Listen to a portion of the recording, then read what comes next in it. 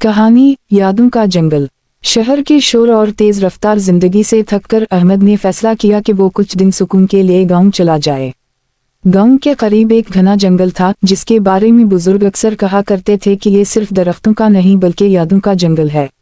अहमद को ये बात हमेशा एक कहानी लगती थी, लेकिन उस दिन वो तजस्सुस में जंगल की तरफ निकल पड़ा।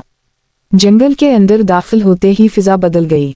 दरख्तों के दरमियान एक अजीब सी खामोशी थी, जैसे हर पत्ता अपनी कोई दास्तान सुनाना चाहता हो। परिंदों की आवाजें भी एक पुरस्कार मौसीकी की तरह सुनाई दे रही थीं।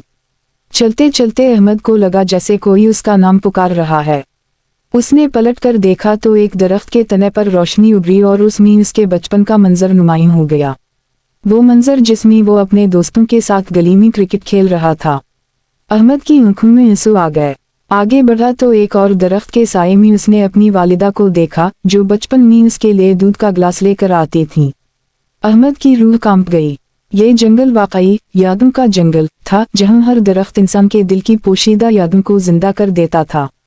लेकिन अचानक जंगल के बीचों बीच एक सियाह दरख्त नमूदार हुआ। उस पर जो मंजर अहमद ने देखा, उसका दिल दहल गया। ये उस लम्हे की तस्वीर थी जब उसने गुस्से में आकर अपने करीबी दोस्त को बुरा भला कहा और फिर कभी उससे बात ना की।